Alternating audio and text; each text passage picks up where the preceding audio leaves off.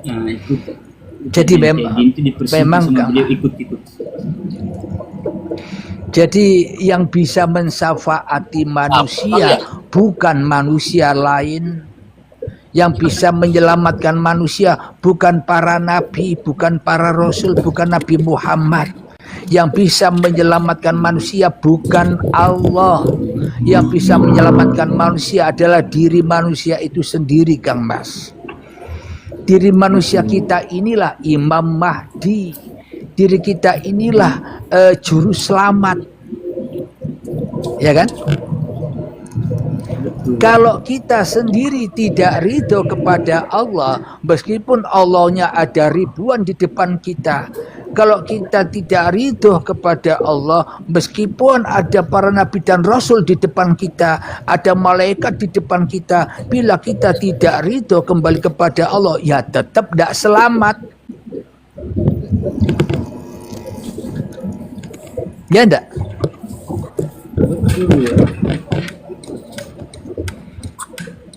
Tapi kalau kita ridho kepada Allah, karena yang menyelamatkan ya diri kita sendiri. Jadi yang menyelamatkan itu diri kita sendiri. Apa maknanya? Kita sudah berdamai dengan Tuhan, tidak membeda-bedakan lagi antara manusia dan Tuhan. Kita hanya jembatan antara manusia dan Tuhan saja. Enjoy saja, ya kan, Mas? Ayo diminum kopinya biar ndak pening. Yang punya kos gak pernah. Bagi sahabat-sahabat yang baru bila sahabat-sahabat yang baru mengenal saya, bila kangen rindu dengan saya, kunjungi saya di YouTube, ketik Uripi Allah. Jadi kajian apapun sudah ada di situ, seperti Dajjal, seperti ada yang judul Aku Tidak Butuh Allah karena Allah yang butuh aku. Ada juga judulnya Manusia Tak Butuh Makan dan Tak Butuh Minum. Kenapa? Karena Allah yang butuh makan dan minum. Banyak judulnya di situ. Yang terpenting Anda mencari judul apa saja, ikut sertakan di belakangnya Uripe Allah agar ketemu dengan kajian Uripe Allah. Di situ kita sama-sama belajar. Karena dulu saya dapatnya seperti itu, saya membawakan ya seperti apa yang saya dapatkan. Kalau dapat saya mudah, ya tak permudah Anda, mudah memahami, ya kan? Benar. Kalau orang itu dapatnya sulit, pasti Anda pun juga dipersulit. Disiksa terus Anda, ya kan? Dibawa ke alam neraka ya, Ustaz? Iya. Setelah dibaiat, malah disuruh berzikir. Waduh, tambah masuk neraka. Dibaiat ribuan, ribuan orang yang sudah yang berbaiat kepada ribuan orang, berarti tambah jadi dajjal, merasa dirinya sudah banyak gurunya, merasa sudah banyak ilmunya, tambah jauh dari Tuhan. Jadi hakikat kita menggunakan Karawang. Iya Kang Mas, lanjut Kang Mas. Kita masih menggunakan metode bacaan misal 1000, 10.000, lewat ulat kaki 1000 diketawain. Aku aja gerak satu kali 1000. Sama halnya begini Kang Mas. Pemahaman di syariat begini. Ada orang sholat berjamaah, 1000 orang sholat berjamaah. Bila ada satu saja yang diterima, maka yang 1000 itu diterima semua. Kan begitu di syariat, ya kan? Bila semuanya tidak ada yang khusyuk, maka ditolak semua. Tapi bila ada satu saja yang diterima, maka akan diterima semua. Itu pahamnya di mana? Pahamnya sebenarnya begini. Yang satu yang khusyuk itu orang yang sudah enjoy. Orang yang sudah diahlilah. Jadi melihat 1000 orang ini pun juga digerakkan Allah. Ya diterima semua oleh Allah. Wong gerakan Allah sendiri, ya kan? Betul. Itu bagi sudut pandang ketuhanan. Tapi kalau sudut pandang kemanusiaan tidak akan pernah ada yang diterima oleh Allah. Kenapa? Karena kendaraannya masih kendaraan manusia, bukan buruk. Kendaraannya masih hawa nafsu, ya kan? Kalau menurut sudut pandang kemanusiaannya. Jadi kita harus punya dua sudut pandang, dua mata, agar tidak jadi dajjal, yakni pandangan dohir dan batin, pandangan Tuhan dan pandangan manusia, agar tidak tersesat, ya kan? Lepas. Iya, enjoy terus. Udah asik benar tuh. Ini Jadi- syarahin untuk semua yang pada beliau, bolehlah yang pengen belajar sama beliau silakan belajar. Padahal saya baru pertama Ya, kali sama-sama kesini, tapi belajar. saya mintarahin. Ya, baru pertama kali Kang Mas ya. Alhamdulillah. Ini- Jadi kalau Udah. orang sudah kalau manusia yang sudah bisa memerangi dajjal dirinya, maka punya dua mata, tidak mata satu lagi. Karena kalau matanya hanya satu, mata dunia, pasti hatinya penuh sesak dengan dunia, maka hatinya buta. Yang dilihat hanya dunia, sehingga hatinya untuk barang-barang dunia, itulah pandangan dunia. Akhirnya dajjal. Maka dari itu bagi orang-orang yang sudah lulus berperang dengan dirinya, maka pandangannya punya dua mata. Mata dohir dan batin. Mata dohir menyaksikan segala sesuatu, mata batin menghapus segala sesuatu, sehingga bisa enjoy, ya kan Mas?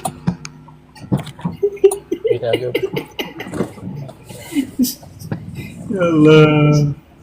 Kalau udah selesai dengan dirinya ya, Mas, Mm-mm. manusia kalau sudah berdamai dengan dirinya pasti berdamai dengan alam semesta, berdamai dengan seluruh manusia, kumpul dengan siapapun, enjoy. Bahkan saya dikasih kitab Injil oleh sahabat kita pendeta dari Kristen. Kenapa? Karena yang dibicarakan bukan agama lagi. Kita sudah lepaskan agama, yang kita kasih adalah iman. Bila kita sudah membahas iman, ketemunya pada ketuhanan yang Maha Esa. Akhirnya enjoy saja, bisa jadi sahabat. Sehingga ia menghadiahi saya kitab Injil, Zabur, Taurat. Kita selama ini hanya meyakini Taurat, Injil, Zabur, tapi kita alergi membaca. Apa itu dikatakan iman? Betul. Nah, kalau kita masih alergi kepada kitab-kitab agama lain, berarti kita sendiri belum beriman, ya kan? udah makan dulu. Jadi di sini saya tujuannya nembaki hati Anda. Tergantung Anda mau enggak ditembak, ya kan? Kalau Anda mau ditembak pasti menyerah. Iya gitu toh. Tapi kalau Anda tidak mau ditembak, mengelak terus, Anda akan melawan terus. Semakin kita melawan terus, semakin kita tidak paham, ya kan Kang Mas? Benar. Makanya terrefleks Wong yang lagi ngomong tentang Tuhan kok ngapain ngelak. perjalanan 13 tahun lalu. Aduh.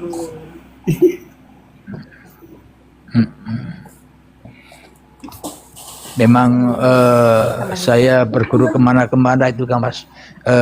Baiat siapa banyak murid saya baiati, tapi belum menemukan titiknya, ya cari terus. Ya itulah muter-muter tawaf terus sampai ketemu Baitullah. Benar. Sehingga di ujung Yang perjalanan, mudah-mudahan dapat. di ujung perjalanan Allah sendiri yang baiat Kang Mas. Apa dengan apa Allah membaiat saya? Rumah satu-satunya diminta.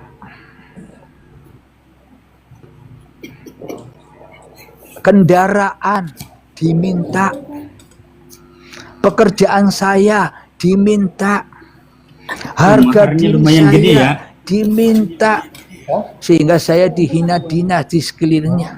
Ya itulah baiat. Ya, betul. Supaya apa itu semua terjadi? Supaya bisa menyaksikan aku loh Tuhanmu. Ketika kita sudah tidak punya apa-apa, disitulah kedamaian, disitulah ketenangan, disitulah kekayaan. Ketika Anda sudah tidak punya apa-apa, baru Anda merasa kaya. Tapi ketika Anda masih merasa punya apa-apa, selamanya Anda miskin papa, kurang terus. Jauh dari la in syakartum la azidannakum wa la in kafartum inna adzabi lasyadid. Kita kufur terus, ya azab terus, ya kan Kak Mas? Ada terus, benar. Jadi sebenarnya syukur itu siapa yang bisa syukur? Ya Allah. Kita tidak bisa bersyukur, kita mah enjoy saja. Maharnya berarti yang agak bisa gede beliau dulu ya. Iya. Maharnya Sahabat-sahabat Gus yang agak gede dari dulu. sahabat-sahabat yang dari Brunei Darussalam dan dari Singapura, dari Malaysia, infak untuk baiatnya 10 juta.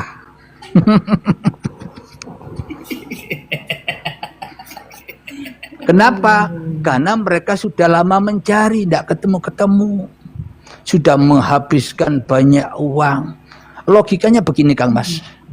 10 juta dibanding selama ini sampean menghabiskan harta miliaran demi setan, Anda rela ridho. Benar. Jadi saya lebih kasih kencang dikit Gus. Andaikan sudah ketemu nih, kemudian ditukar antara langit dan bumi beserta dan isinya, tidak akan ada yang mau kalau sudah ketemu. Bawakan ke sini seluruh isi alam semesta, pasti saya injak. Berarti 10 juta itu kan kecil Kang Mas. Kecil itu, kecil. Yang 10 juta, berapapun dari yang kecil itu. Makanya ketika manusia rela dan ridho menyerahkan, menginfakkan hartanya di jalan Allah, maka tidak tambah miskin, tambah kaya. Allah akan membalasnya, ya kan? Tambah enjoy. Maha kaya. Jadi enjoy kan gitu. Logikanya begini, selama ini kita mengeluarkan harta miliaran hanya untuk kesenangan setan, kita oke-oke saja. Tapi 10 juta untuk di jalan Allah, kita berat. Berarti kita lebih cinta setan daripada cinta Tuhan, ya kan? Makanya ujiannya di situ. Kalau saya dulu tidak 10 juta lagi, rumah dihabiskan. Pokoknya yang dihabiskan itu senilai 1 M. Sehingga saya sampai memahami ini 1 M maharnya kepada Allah. Masya Allah. Saya maharnya dari kecil itu enggak sama-sama orang tua. Kenapa? Sampai 29 tahun sekarang. Karena Allah sudah menginfakkan hartanya untuk kita miliaran, bahkan triliunan, tapi kita masih merasa miskin saja, ya kan? Betul. Karena mindsetnya miskin selamanya, terus miskin, tidak akan pernah kaya dan bahagia, apalagi enjoy, ya kan?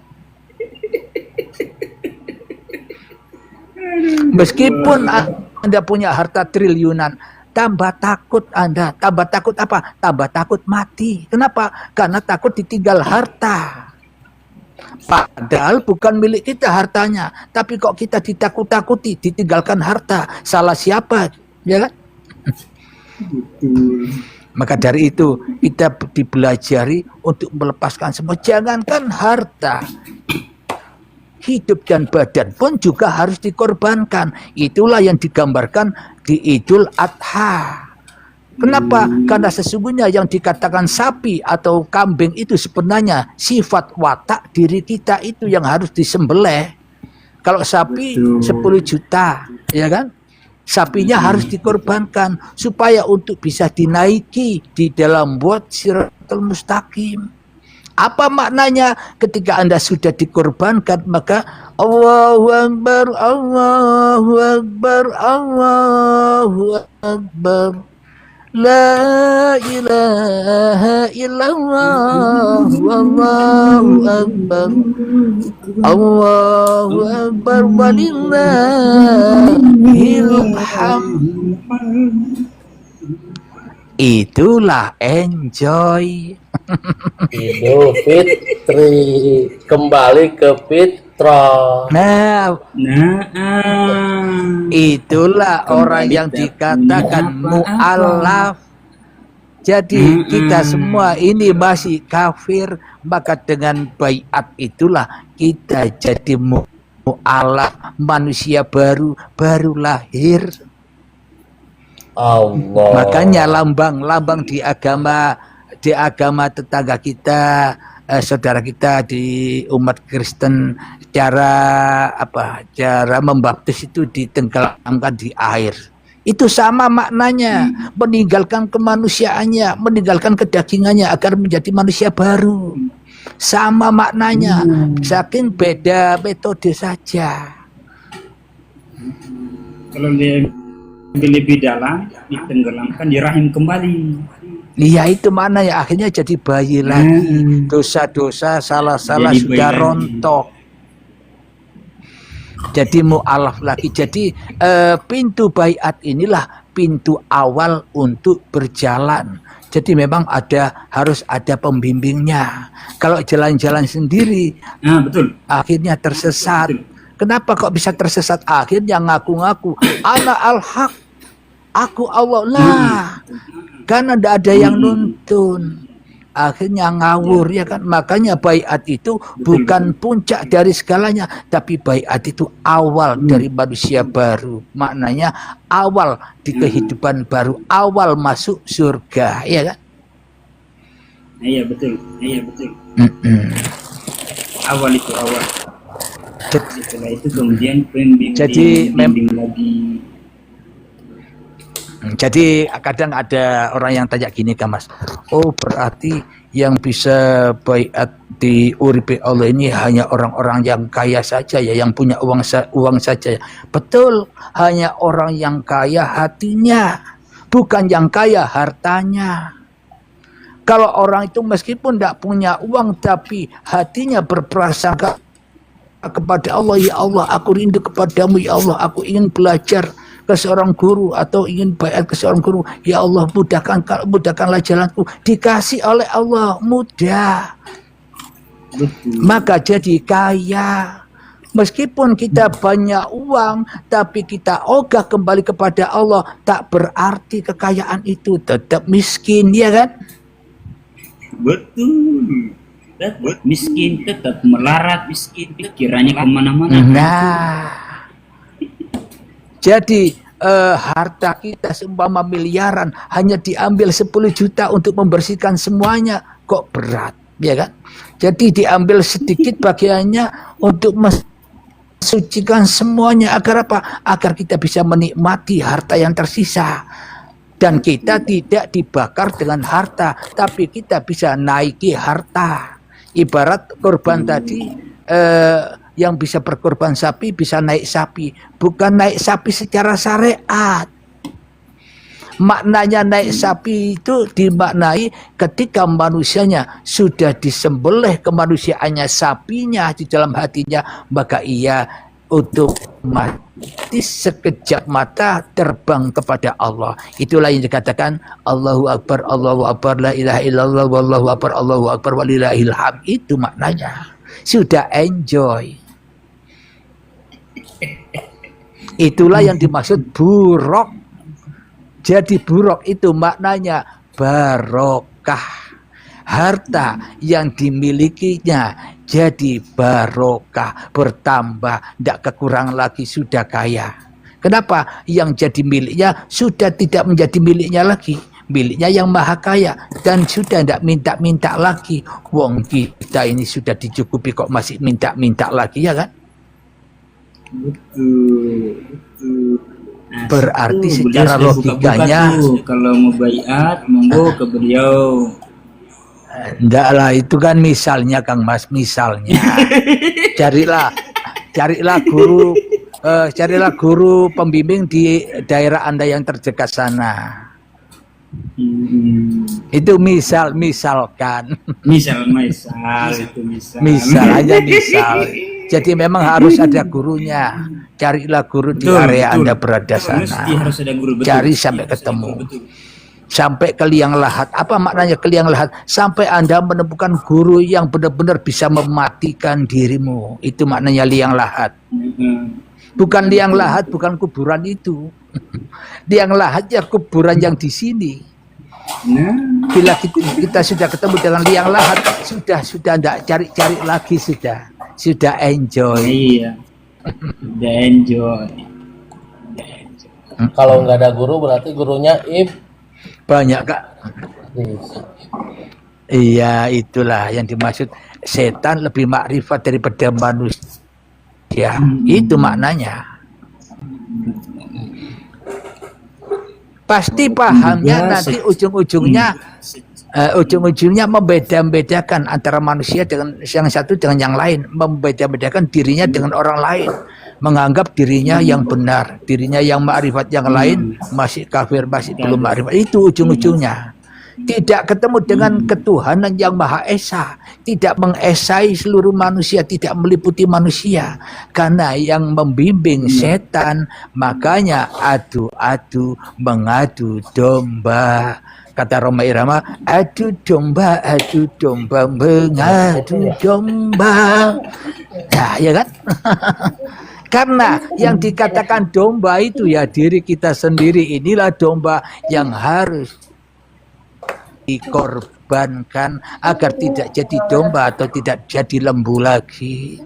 Itulah maksud dari pengorbanan itu tadi, supaya nyata Allahu Akbar, bukan manusianya yang jadi Tuhan. Tapi bila manusianya tidak mengenal ilmu yang seperti ini, meskipun Anda menyembelih ribuan sapi setiap tahun, Anda tidak tambah sampai kepada Tuhan, malah Anda tambah sombong. Ya enggak? Betul. Melihat orang yang bawa kambing, oh kambing, aku lembu 1000 lagi. Nah, kan tambah sombong, tambah tidak ketemu Tuhan, malah tambah jadi dajjal, ya kan? Karena kendaraannya masih kendaraan sapi, sapinya masih ada, meskipun dikorbankan cuma simbol saja. Tapi simbol dari pengorbanan kurban Idul Adha itu sebenarnya baiat kepada guru yang Anda yakini. Itulah yang dimaksud berkorban. Sekali cukup, tidak berkali-kali. Kalau logikanya begini Rahayu, kalau Anda sudah berkorban, dikorbankan, sudah mati, apakah Anda mau mati lagi? Ya kan tidak bisa, kan sudah mati, selesai. Satu kali.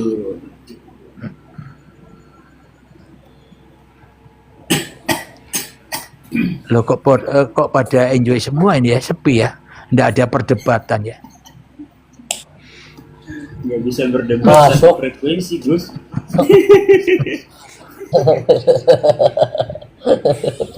Apa yang mesti diperdebatkan? Memang kalau udah ada perdebatan ini kan penontonnya sedikit Kang Mas. Tapi kalau perdebatan banyak yang menonton. Nah itulah tanda-tandanya ya kan. Tanda-tandanya juga enjoy, Kang Mas. Allah itu iya, tanda-tandanya kan Allah ingin dikenal. Makanya ketika Anda melihat yang perdebatan, Anda enjoy saja. Anda jangan menilai-nilai orang lain, nilailah diri Anda sendiri sehingga Anda bisa enjoy menyaksikan perdebatan. Wong ini semua pagelaran Tuhan, ya kan?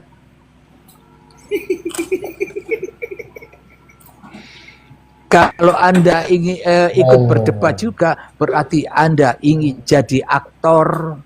Kalau Anda ingin jadi aktor, silakan menerima adab-adab siksa-siksa nar yang di dalam dada. Tambah besar apinya, ya kan?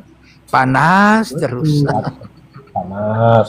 Emosi, sewot. Iya, emosi naik, tensi naik, akhirnya apa kolesterol, Iya. darah tinggi, sakit kepala.